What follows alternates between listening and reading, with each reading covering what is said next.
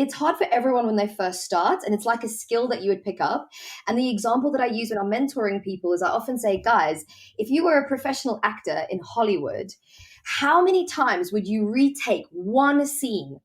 Sometimes hundreds of times until the director feels like, yes, I've got the perfect thing. And we really give ourselves a hard time when we step in front of the camera and we expect to do everything in one take. It's not realistic.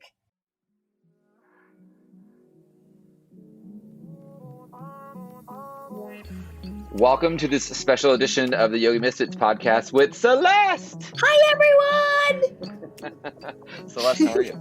Yeah, I'm really good. Thanks, Danny. And thank you so much for, inviting me to be on your podcast. This is so great. We're starting, this is our first episode of our podcast series that we did for the Business of Yoga for yoga teachers. So everyone gets this extra special bonus content. Yes, and just quick context, we actually shot this recorded this during the middle of the coronavirus pandemic. So if you hear us referring to that, that's why we're talking about that. Yeah, totally. And because of the podcast and because we got so much feedback, Celeste and I also want to mention that we have our yoga business mentorship group starting online. It's going to start in October. And yeah, space is limited. Come hang out with me and Celeste. Yeah, and you guys are going to get so much value from us, and it's really off the back of all of the people writing to us, begging us to do this. So we had to respond to the need. Without further ado, here goes episode 1 of the Business of Yoga special series. Celeste, we're live, both on Instagram and on a podcast. This is very exciting. Hello, everybody. Thank you for having me. Yeah, for those of you guys that are just tuning in, Celeste is a wonderful yoga teacher based out of the UK, and we became friends through our mutual friend, and then that was pretty much it. And then we were kind of just chatting the other day about doing a live class, and Celeste had the brilliant idea of saying, well, why don't we do something that would be more supportive of teachers and do a live based on how to teach yoga and how we can support teachers best while they're going through all this COVID time. And then I said, well, why don't we podcast it too? So we're coming at you in every single direction, every way, shape, and form. You will succeed. You will.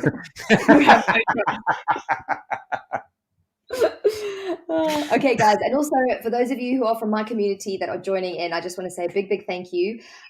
Danny is obviously someone who is super successful in a very difficult city like San Francisco. It's very saturated with lots of yoga teachers. And yet you have carved out such an incredible following for yourself. I don't even know if your podcast listeners know how amazing you actually are. I think we need to shout this from the rooftops. It's very sweet of you. I don't know. I'm just teaching yoga.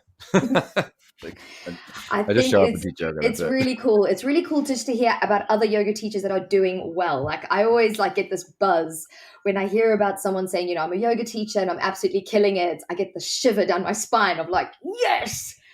And so, my big thing is, how can we get more of that happening in the yoga world? Yeah, I think, there's a lot to it, right? One, we have to define what success means. And also, let's dive in. Success to everyone is a little bit different. And Dharma Mitra said this to me, where he basically, in the kindest way, said, your Dharma this lifetime may be to teach to 100 million people, and your Dharma this lifetime may be to teach to 2 people. And if you're going into teaching yoga for the gift of teaching yoga, they're both the same. They're both one and the same. Now, if it was back in the day, way, way back in the day, and we were teaching yoga, we would be probably doing walks around many different villages and towns. People would stay us up in their houses. They would feed us.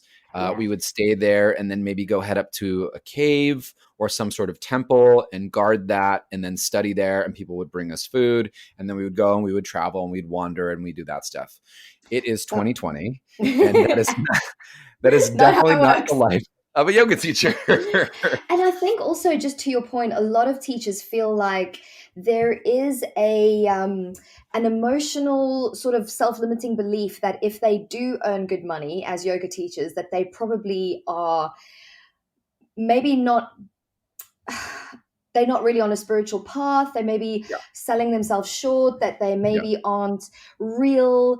There is this disparity with like, oh, I'm a yoga teacher. Oh, I'm earning a lot of money. Oh, I'm a bad person. There is a little bit of that in the yoga world. And I think that's really a shame, given the fact that actually life is so expensive and you do need, guys, we don't have pension. We don't have a knight in shining armor that's going to give us their trust fund. We've got to make sure that we provide for ourselves. And there's no reason why we shouldn't have a life of abundance just because we're yoga teachers. So I'd like to kind of I want to break this down in a few different ways. And I also want to start this before we even move forward. There are going to be a lot of people out there that disagree with a lot of the things that I say, and I'm totally okay with that. I'm not here to make everybody happy, nor would I want to try to make everybody happy. You're going to hear a lot of the stuff that maybe both Celeste and I say a million different ways from a million different people. We're just trying to share with you guys what has worked best for us and what we can genuinely speak to and what we believe in. And that's it. And you can, agree or disagree with that. Disagree with it. It's fine. You're a dumb dodo head. No, I'm just kidding. But let's talk about the money part of it. So let's just work with that segment. And then let's dig into the nuts and bolts of actually how to make you successful as a yoga teacher. Money is not even pieces of paper these days. It is just these digital signs that we see on screens for most of it, right? Yeah. Money is not bad. Money is not good. My plants in my house, they are not bad, nor are they good. It's the energy that you put behind it that makes something bad or makes something good. So like anything else, you can be, this is what I love about the Buddhist teachings, you can be an overabundance in anything. It just really, an over intoxication of anything. It really just depends on how you're doing it, right? In order for us to provide a service, and again, this is what we are doing. We are helping people in a very tangible way. We need to eat, we need to sleep, we need to rest, we need to nurture our bodies, so on and so forth. We need to have a mortgage, we need to have a car, we need to pay for our grandma's hospital bills. We need to buy a rainforest if that's our goal. Yeah. There are different things that we have to do to just take care of ourselves. And I have to pay for education. I have to pay to study yoga. I have to pay to study biomechanics. I have to pay for this podcast, which doesn't make any money, but I'm putting it's expensive. Yeah, it's super expensive. All of this is. And I am doing it, one, because I love to do it, right? So that's definitely a thing. I definitely love to do this. And I would be lying to everybody if I said there wasn't some part of me that wanted to also make what I call success. I like living in San Francisco. I love my apartment. I love riding my motorcycle. Those are things. They're not needs. And I want to understand that. But what we do is a service. Whether you're getting a haircut, whether you're going to whatever it is, there is this exchange in this day and age that we live in. Yeah. Money is the barrier in that exchange. Definitely. Does that make sense? Totally. So there's nothing wrong with money. There's nothing wrong with wanting to make money. There's nothing wrong with exchanging money for yoga services. It is just an exchange of energy. I am showing up fully present into a room. I am giving all my heart, my soul, everything that I've studied the last 10 years, the teachings, the Dharma, all of that. And in exchange, I mean, hey, if someone wants to give me an apartment and charge me no rents and, buy me groceries every week, I'll take it. I'm down. If you guys would rather me forward you my cell phone bill and things like that, like I'll do it. That's cool too. But that's not how it works. So I think what ends up happening is not necessarily that money is the thing. It's the imposter syndrome that's the thing. It's I don't deserve this money. I don't deserve to make this much. I don't know enough, so I shouldn't be this successful. At the end of the day, a lot of these blockages, what I find for me, where I was afraid of my own success. I was afraid of me. And we were finding any excuse. Totally. Money was an excuse. I don't know enough was an excuse. So-and-so has already done it as an excuse. We can think of anything in this world, because actually the big thing that came out of all the questions that we asked you guys was everyone's afraid. Yeah. There's just so much fear. Oh, Yeah. I don't know how to build a following. How to make life easier. I'm like, nothing's easy, dudes. Nothing's going to be easy. Yeah. I don't know how. I'm not popular on Instagram. Right. Like all these things. It's just, guys, it's always going to be a challenge.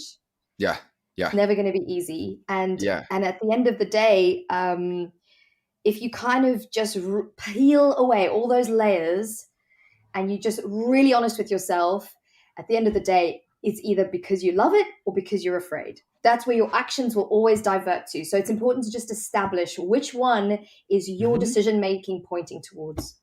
Yeah, and all yoga, a lot of this stuff. Like this is what I love to do. When I lead the lecture of like the business of yoga, I love to add yoga philosophy in it, and I love to add the elements of yoga in it because it's all yoga. It really is all yoga, right? But if you're going in and you're practicing that rigorous honesty, and like that this is part of your life and your purpose and da da da da, then really you're so in it, you're in the moment, you're in the now. These decisions, these whatever, they don't really matter because you're in it. You're already just going into what you're passionate about or what it is that you're doing. I will say that having a really solid mindfulness practice will pull out the imposter syndrome.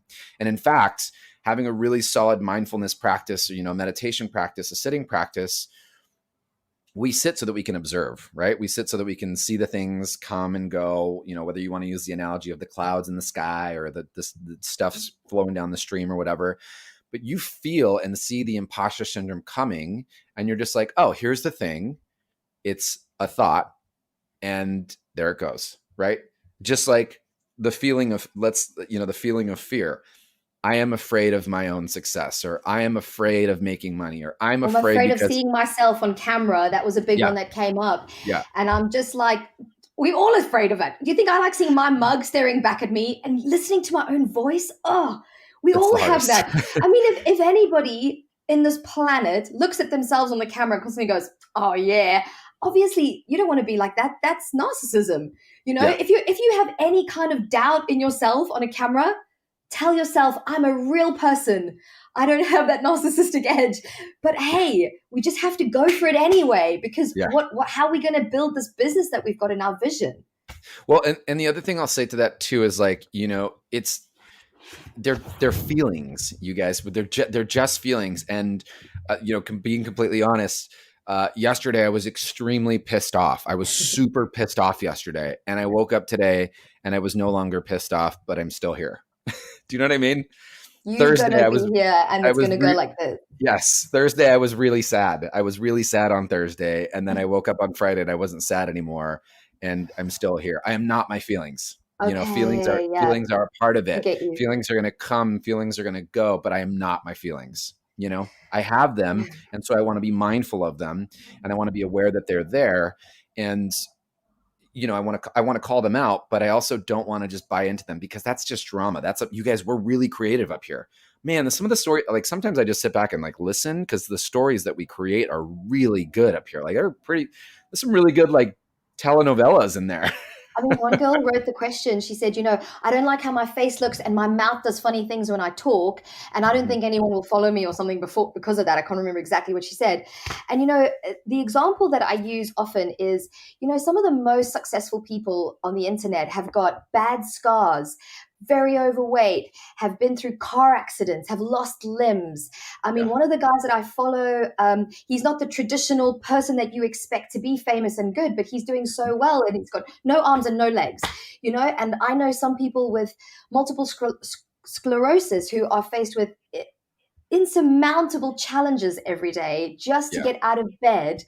And a lot of these people are actually quite successful on the internet. And I actually personally like it when I see someone with a real face and that isn't necessarily totally perfect all the time, who talks in their own unique, passionate way.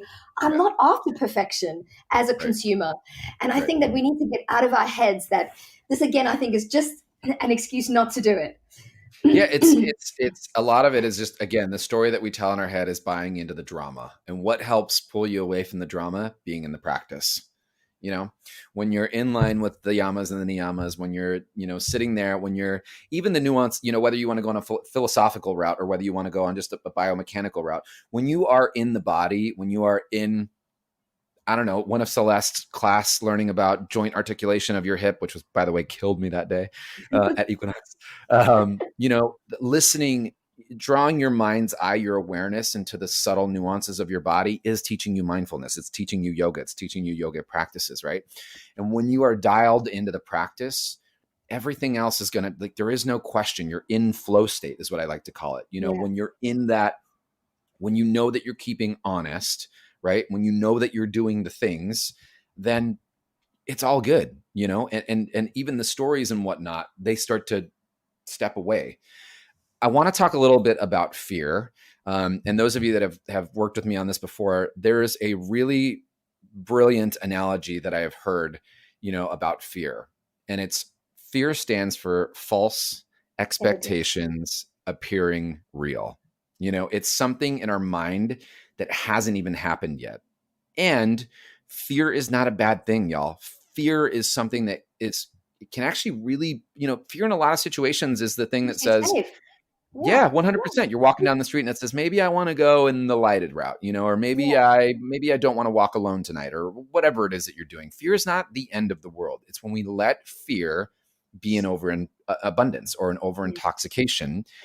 Just like money, just like whatever, just like doing too much physical yoga or doing too much pranayama and you're just in the clouds the entire time, you've got to find balance. And fear can actually teach you a lot. Fear can teach you a lot, and it can bring you to some really cool places and realizations. You have an opportunity to strengthen your relationship with it and get to know it. Absolutely. What I find for me personally is fear is a lot of it tends to, from my personal life, a lot of it tends to be a really scared, 7 or 10-year-old Danny that's like, oh, well, you grew up poor or whatever it was. And, you're going to be this, or you can't be successful because you didn't grow up like that. And I just have to be like, hey, thank you so much for getting me here. Thanks so much for getting me to this far. I'm going to pick you up now. I'm going to hold you and we're going to be okay. And we're going to move on this together. And I'm going to, you can just put them down and say, I'll get back to you later. And then you can go. Yeah, exactly. Exactly.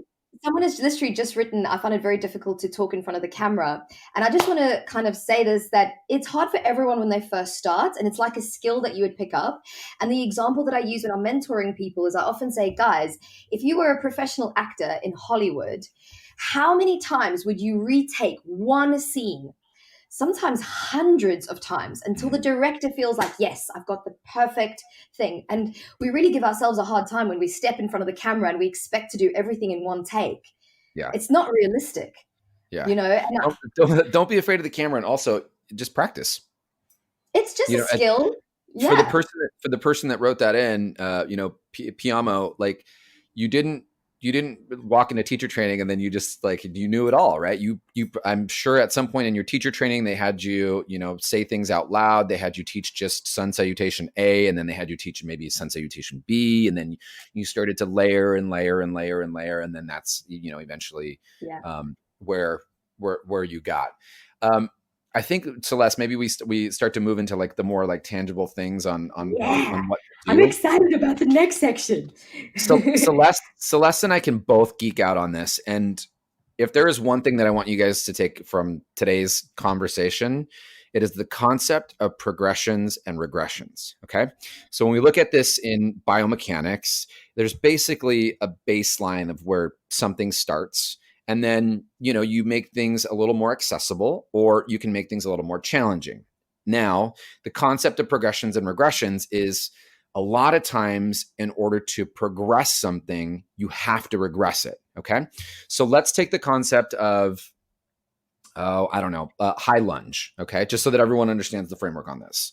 High lunge can be a pretty challenging pose. If you don't have the strength, in the legs or the glutes or somewhere in high lunge to come up, you would bring the back knee down, and then you work on that, maybe some drills to strengthen the legs. And then eventually you can get up into high lunge, right? And if you're in high lunge and that's already like a piece of cake, then maybe you put a block in your hands over your head, and that makes it a little more challenging, right? So the concept of progressions and regressions in everything that you do in life and in business. So if you're afraid of teaching in front of people live on the camera, then regress it. Do a short little video of you filming yourself. Watch that for 2 minutes until you're comfortable, right? And once you get comfortable with that, maybe you add a progression. You call one friend and say, "Hey, can I FaceTime you for 5 minutes and teach you a yoga class really quick while I look at myself?" And then you feel good about that. And then you progress it again. You say, "Okay, let's do a friend FaceTime call where you can add like 2 or 3 people." And then you do that. And if at some point somewhere in there fear comes along, or you lose a step in there, then just regress that again. And then go back to the 1 and 2. You're okay there. And then eventually you start to build up and up and up and up and up and so on and so forth. Definitely. In everything business and everything yoga, and honestly, in conversations that you have in life, really, the concept of progressions and regressions, and I'll lead back to this in everything that we talk about in all these podcasts. I'll talk a lot about these progressions and regressions in everything that we do. So start with that in your mind, yogis, and anyone tuning in. This concept of progressions and regressions is not just for physical movement, biomechanics, blah, blah, blah, blah, blah, blah, blah, blah, blah. It's also in your studies. It's also in your business. It's also in blah, blah, blah, blah, blah, every single thing that you do. So yeah, so let's start there, and then Celeste, take it away. What's the first thing that we're getting into? Let's have a little think. I mean, a lot of people were asking things like, they were like, look, how do I increase my numbers for my Zoom classes? How do I increase my presence and my engagement? And I just wanted to say that with growing an online following, the most important thing that you can do as a practitioner is think about how you can add value. And, I really find it interesting that so many people, they want to grow a following and they want to make money off the back of a following, but you're not giving people a reason to part with their cash. Like, I'll land on an Instagram page and let's say I'm mentoring someone and they go, "I really want to grow my Zoom classes." I'll be like, "Okay, let me look at your Instagram, for example." And I'll be like, "Well, if I didn't know you as my friend, why would I buy your classes? You've not given me a reason to. You've not shown me what you're about. What's your passion? What do you know? How can you make my life better? Can you teach me something that I've never learned before? How can you get me into a pose I've never done before?" It's all about thinking, how can I add more value? And so if you can just take a moment in your own business to sit back and think about your life experience. Maybe you've survived cancer. Maybe you had a divorce situation which was really difficult. Maybe you have a child that has maybe some kind of difficulties and you've had to navigate that. Those experiences are not something to box up and put in your closet and forget about. Think about how those have enriched you as a person, and how can you then take those experiences and use them to inspire other people that are going through very similar things. Because ultimately, we're all going through unique experiences, but we're a fool to think we're the first one. Right. There's other people, and there's billions of people on the planet. You don't think that someone's going to relate to your story? And even if it's not in the exact format, like let's say you have a child and this child's maybe got some kind of difficulty and you're really having to navigate that as a parent. Maybe the child that your audience has got a different challenge, or maybe they're just a parent, but you can still relate that feeling of being a mom or a dad, having to provide for a little being and that being difficult. So I'm using that as an example because I feel like so many people are parents and they forget that actually this is one of the most valuable experiences, that you can impart some of your wisdom. Don't box that up. Don't think that it's not worthy.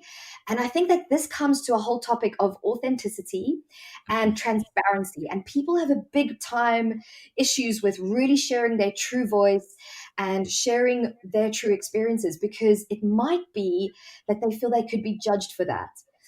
And I personally just want to say that goes back to the fear chat that we had at the start of this live, which some people asked, when did we start? We started 24 minutes ago, just in case you didn't know. We all have to deal with those feelings. You're not alone with that. But just remember, if you can help one person, that's amazing. Like, that's why you got into teaching yoga in the first place. So hold on to that. So start by adding value, and start by thinking about what it is that's happened in your life that you can use to leverage that value.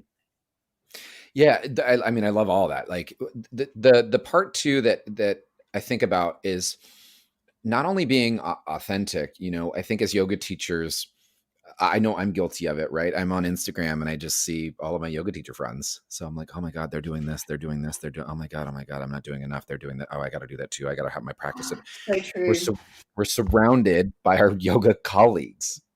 You have two That are ways crushing it. that are crushing it. You have two ways of going into this. You can choose to see everyone as competition, or you can choose to see everyone as a colleague.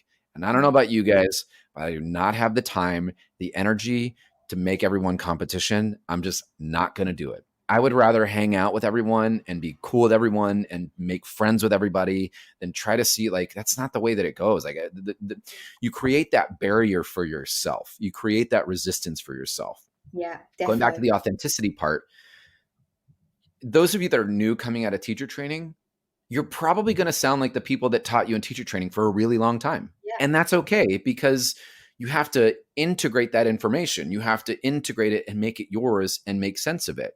As Celeste was saying, you might have gone through cancer, da da da da da da da da da da da. Whatever your story is, it's unique to you. And that is enough. And I'll repeat that. That is enough. You don't have to be more inspiring. You don't have to have come from the slums. You didn't have to survive a car accident and then you taught yoga. You might have just woken up and been like, I really want to teach yoga. I really like it. And that is enough. There doesn't have to be this whatever, your passion. No. Yeah. I mean, I don't have a big story, Yeah.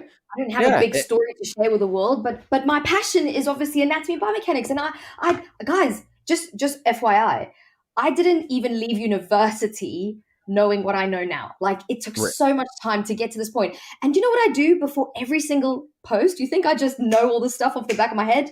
I go and research things. I'm on internet. I look at YouTube videos. In fact, I go so far as to be very honest with you, going, someone's asked me to teach a workshop. I'm going to do it on hips. Now, of course, I know some things about hips, but I don't know everything. So before the workshop, I do research for hours and hours. And I'm researching. And then I go and present that information. I don't just wake up knowing everything. And that is my journey that I'm sharing with you.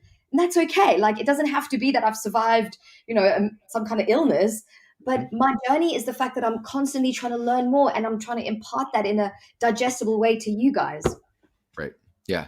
And where you're at in your teaching is also enough. If you've only been teaching for a year or for whatever, like, what you know is enough. And so you teach to what you know, and then, you learn more and then you go about it. Like, what I want everyone to remind themselves is, like, first, everyone pause, take a little break and take a breath, because right now is not the time to have to be doing the most. Right now is not the time to be so much like, I've got to be everything productive because I have all the time in the world and blah, blah, blah, blah, blah. We are going through trauma right now. And so everyone needs to take that in for a second. We're going through trauma, and we need to process trauma. And sometimes that's going to be really messy. So if right now you're a mess, be a mess. If right now you don't feel ready to go online because it's really scary right now, that is okay. That is totally okay to honor yourself as a human being operating with emotions in the world right now.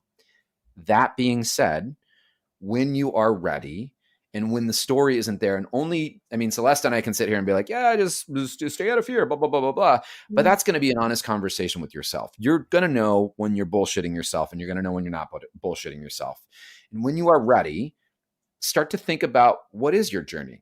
Who are the people that inspire you?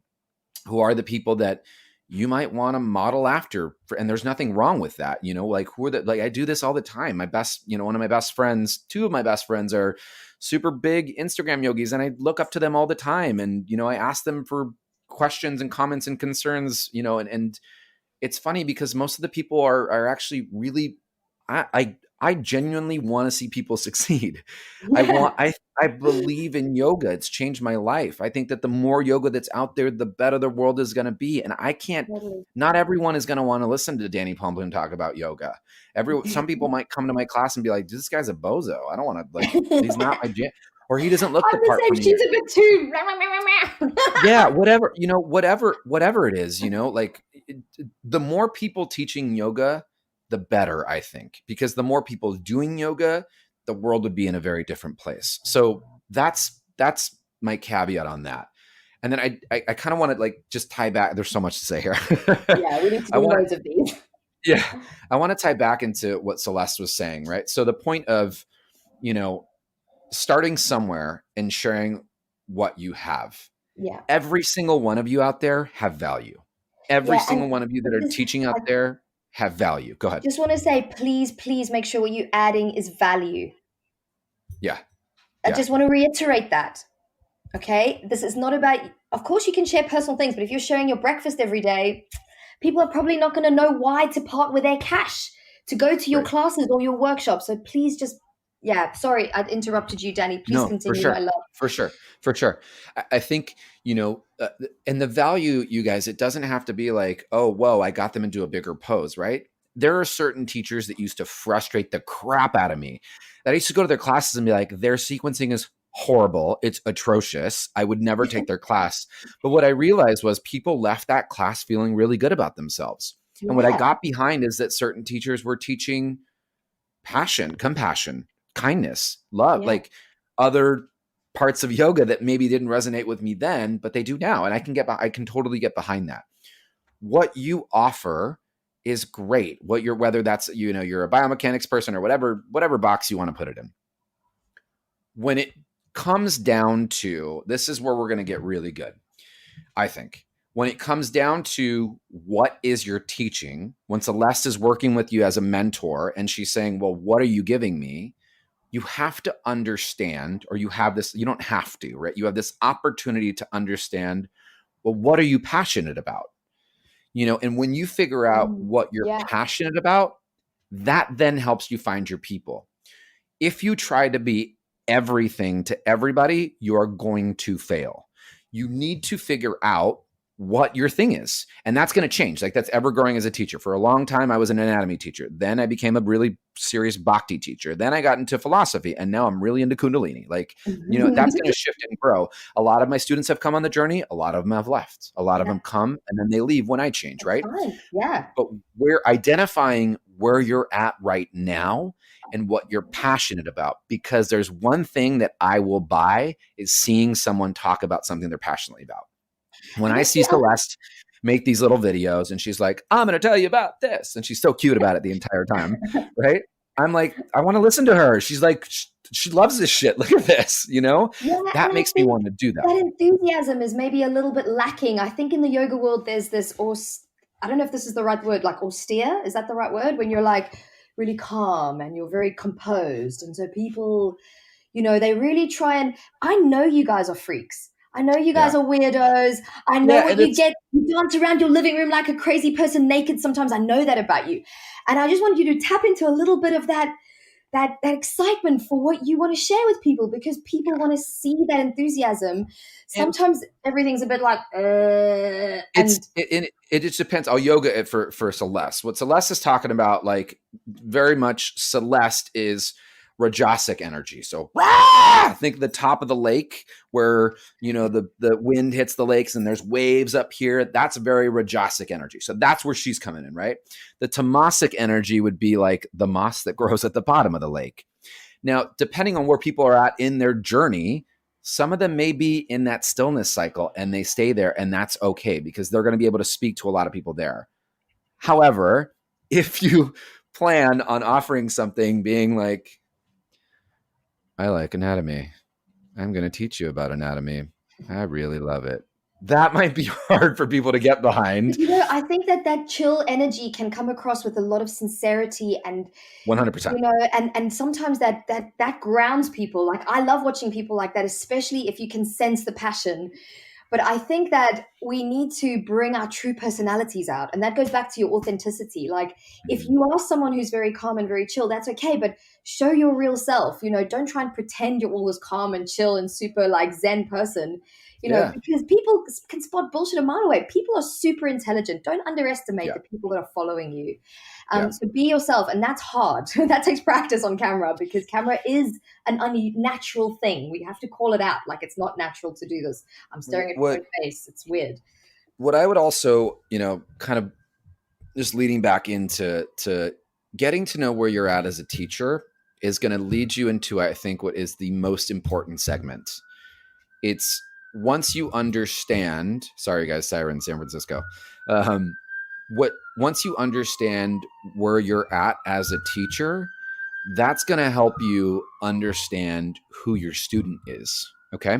So when you understand where you're, let's say, okay, again, going back to the example, Celeste is really into biomechanics. Danny is really into bhakti right now. I am not going to walk into a room of anatomical yogis and be like, you guys, I'm going to teach you about Ganesha today and expect you to buy this Ganesha thing afterwards, because that's probably not the language that I want to speak. I also don't want to go in there and try to be like, Ganesha internally rotates his leg. Yeah, you love this, right? Like it's not going to sound very, it's not going to sound very authentic, right? It's going to sound very fake. It's like there's a disconnect there, right? So understanding where you are as a teacher is going to help you identify who you're looking for, okay? There are 3 types of student archetypes. Write this down if you do not know this, okay? First one, does anyone want to take a guess? Celeste, do you know? Do you know what the 3 types? No, okay. I don't know what you're going to say. There's the Celeste, who are the archetypes, or the architects, sorry. These are the archetypes of students. There is Celeste, who the architects, okay? The architects love to know how things work. They want to see the blueprints. They want to see the mechanics. They love the nuances and the details, right? That's who they are. They love to deconstruct everything and say, ooh, what does this do, right? Okay. Then there's the mystics. And the mystics are the one that wants to come in and hear the stories of Ganesh, and they want to chant and they want to feel their chakras, and they did this crazy pranayama, and they felt the Shiva Shakti flow up their spine, whatever that is. That's who they are, the mystics, right? And then the last ones are the athletes, and the athletes are the ones that come into your class and they just want they're there for the workout. They're there for yoga. They're there for whatever it is. They are there to work out. There are a lot of times studentship works in a cycle. What I see is that a lot of people start as athletes because they hear that yoga is good for them, right? And then they get into yoga and they start to understand about their body because, as I said earlier, understanding nuances in your body, paying attention and bringing awareness into your body is practicing mindfulness, right? Once you create that relationship with yourself, chances are you're going to trust yourself a bit more to go a little bit deeper into the practice, which then brings you into the mystic. And then at that point, maybe you're more interested or more inclined to hear about your chakras or whatever it is, that you want to work with. Where you are as a teacher is really important to understand because that's going to help you deliver a language. Your value as a teacher may be, well, I'm a crazy athlete. I love to do this, this, and this. I'm really into conditioning, yada, yada, yada. Your value is going to be to the athletes. That's what we'll probably have to speak to. Someone just said, I'm a mystic. This person probably is really into the philosophy and blah, blah, blah, blah, blah, blah, blah, blah, blah, and can speak really well to that type of Dharma class or whatever it is. Celeste can speak to the body like no one I've ever met in my entire life. She's going to be able to attract, and her value is going to be, I might teach you a hip workshop and how to get rid of low back pain and blah, blah, blah, blah, blah, blah, blah, blah, blah, because that's what she understands in her knowledge base, right? Yeah, totally. Now, that's not to say, right? Like, again, I've followed this cycle a few times myself in my studentship and in my teachership. I believe that I am a well-rounded teacher in the sense that I've spent 10 plus years studying all the things because I teach 200-hour teacher trainings from start to finish on my own. So I felt like I had to get to know it all. However, because I understand where my passion lies in these 3 sections, like Celeste was saying, I know who my person is. And I know who what I like to now introduce is, oh my God, that's grinding on the outside. Someone's super loud. Oh, okay. Man. No worries. You're much, much more powerful than that noise. We're going to go through it, you guys. I'm so sorry. This is what I get for living in a city. So because I understand, you may be into all those 3 things. I just said that. Because I understand, right, these 3 things, there is still something that is a little more, one hits more than the other. I know that people come to my class because they want a really strong vinyasa practice they are going to learn something about their body, and they may flirt a little bit with my chanting, just the tiniest bit, right? But because I know this, that now brings me to the next layer. So I understand who I am as a teacher. I've spoken authentically to my story. I've spoken authentically to, what my value is. Yeah. Then I can find my avatar. So my avatar is who I'm looking for. Who is my avatar? Like, get to know this person in your head really well. Like a muse. Would you say that the similar Yes. concept is like an artist looking for a muse? And in fact, in business, 100%. they actually use the term muse. And what they'll do is, guys, I did this many times in my business, is I would actually sit with a pen and paper and I would write pages and pages describing my ideal client to the point where I gave the person a name, an age, an address, a height, a partner, a dog, what they wear, where they like to go, what kind of things they like to do. I mean, the detail that I went into for my muse was ridiculous. Now, you might be like, but I just want to teach everyone. You cannot. No, that's a one-way ticket to failure. If you're trying to be everything to everybody, you're literally trying to please grandma who's 79 who just started yoga and Billy Joe who's 21 and crazy athlete and wants to just it's just impossible. Totally. That's like trying to teach mixed levels math. It doesn't work.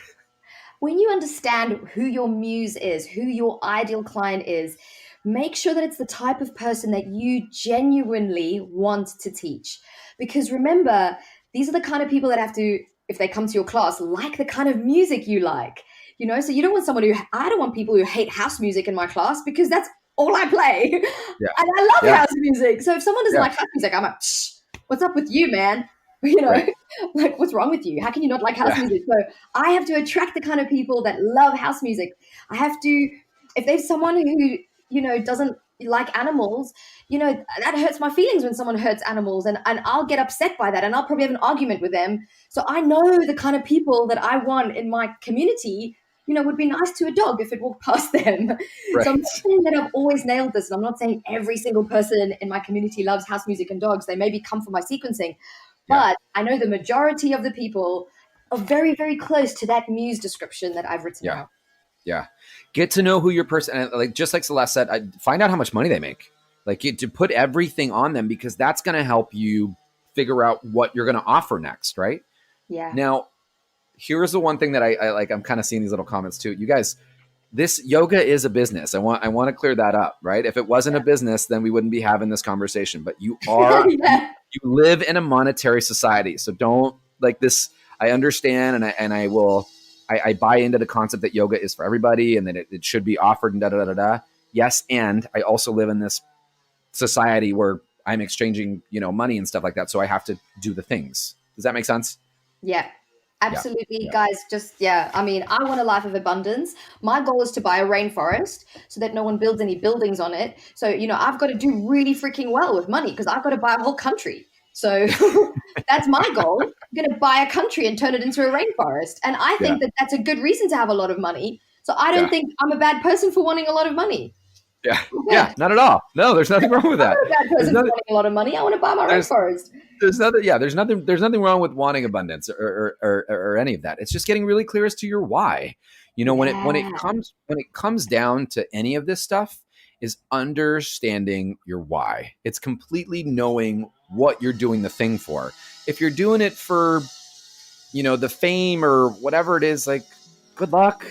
Great. Like, good on you. And some people are really good at wanting to be famous and they get there, but I don't know how much your deepest soul, which is a real thing, especially if you're a yogi, you'll know that there's a part of you that's your superficial intelligence, but there's also that deepest soul part of who you are, that deeper part of you will probably start withering away and dying, and you won't feel very good within yourself, Yeah. That's sad.